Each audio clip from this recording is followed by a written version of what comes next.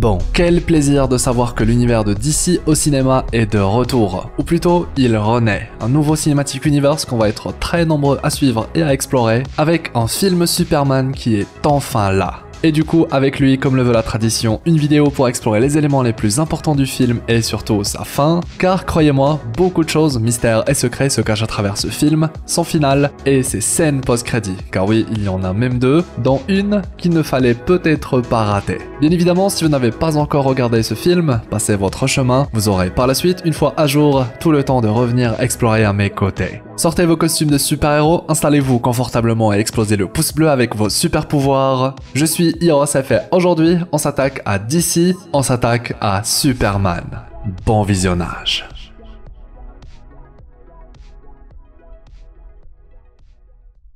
L'un des éléments les plus importants que met en avant le film Superman ainsi que son grand final, c'est le plan caché de Lex Luthor, un génie scientifique comme on n'en a jamais vu, mieux le genre de génie qui n'hésite pas à repousser les limites du possible s'il est question d'atteindre son objectif.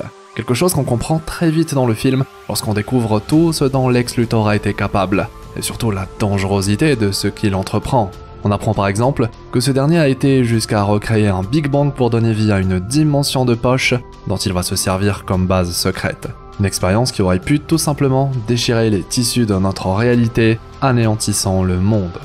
C'est donc avec ce contexte qu'on découvre le grand némésis de Superman ainsi que son plan top secret, à savoir, en bref, créer un conflit entre deux pays, pousser Superman à prendre parti, en profiter pour vérifier l'étendue de la puissance de Superman en créant des menaces de toutes pièces et surtout profiter de tout ce chaos pour faire croire au monde que Lex Luthor souhaite exploiter le conflit entre les deux pays concernés à des fins personnelles, alors que le tout n'est en réalité qu'une gigantesque mascarade visant à détourner le regard du monde du réel et unique objectif de Lex, soit tuer Superman à l'abri des regards.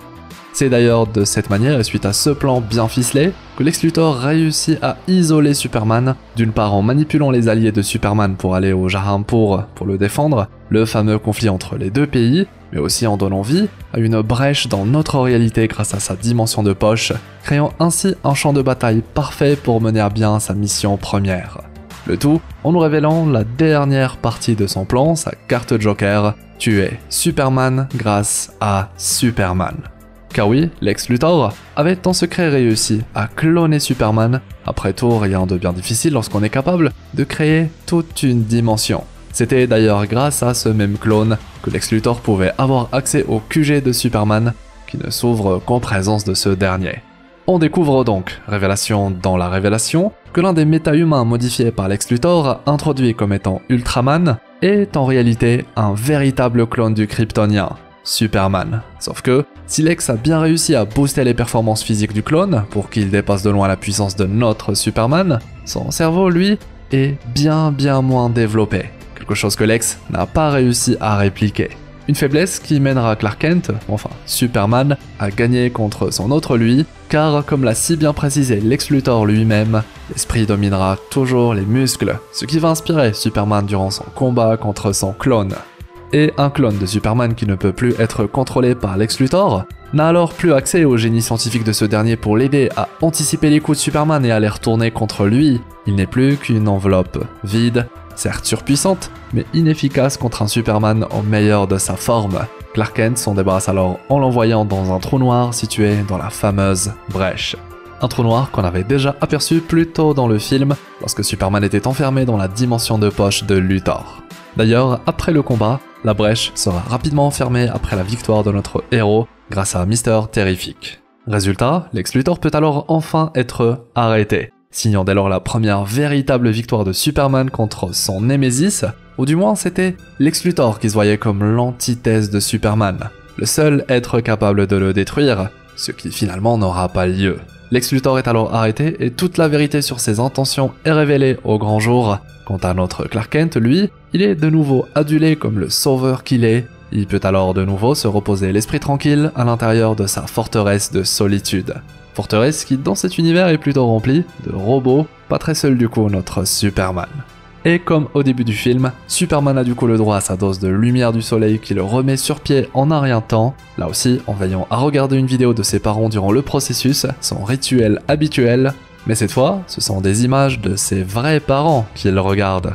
Car oui, comme Superman, on comprend, nous aussi, que les véritables parents de Superman sont ceux qui l'ont élevé, guidé et aimé sans condition. Une prise de conscience très importante dont avait besoin notre héros, surtout après les révélations choquantes liées à ses parents biologiques.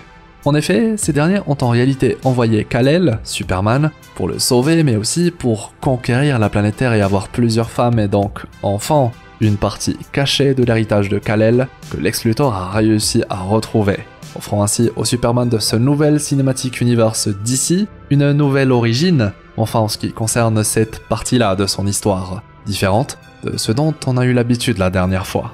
Puis, d'un coup, une explosion a lieu dans le QG de Superman, et on peut alors enfin découvrir qui est le maître de Krypto, le chien que gardait Superman.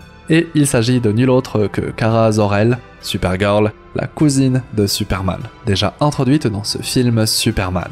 Un teasing qui prépare l'arrivée d'un projet centré sur ce personnage, prévu pour juin 2026, l'année prochaine du coup. Sachant que cette apparition permet également d'étoffer le lore de ce nouvel univers fraîchement créé. On a par exemple tout un dialogue autour des soleils jaunes et rouges durant cette scène, pour expliquer à quel point le type de soleil influence le métabolisme des Kryptoniens. Supergirl est du coup présentée comme faisant la fête dans des planètes avec des soleils rouges, ce qui lui permet d'être saoul, à contrario de la planète Terre qui possède un soleil jaune, le type de soleil qui permet à Superman et Supergirl d'être extrêmement surpuissants. Du coup, l'alcool n'a plus aucun effet. Une autre apparition qui permet d'étoffer le lore de cet univers est celle du Peacemaker, un caméo très rapide pour un personnage qui a le droit à sa propre série et qui est canon dans ce nouvel univers d'ici. A noter que pour l'instant, seuls quelques projets font officiellement partie du nouveau DC Universe, si on peut l'appeler comme ça, avec du coup Creature Commandos, le film Superman et la série Peacemaker. En tout cas, rien que ce film Superman permet d'amener beaucoup d'éléments et de concepts, comme les Green Lantern, tout le délire avec les dimensions de poche. On retrouve également Métamorpho dans le film et son pouvoir unique. On a aussi une mention de Belle Reeve, la prison dans laquelle sera emmené Lex Luthor. Et aussi on a même eu le droit au secret de Superman et comment personne ne découvre sa véritable identité. Et en effet il s'agit des Hypno Glasses, des lunettes hypnotisantes qui permettent à Clark Kent de passer inaperçu.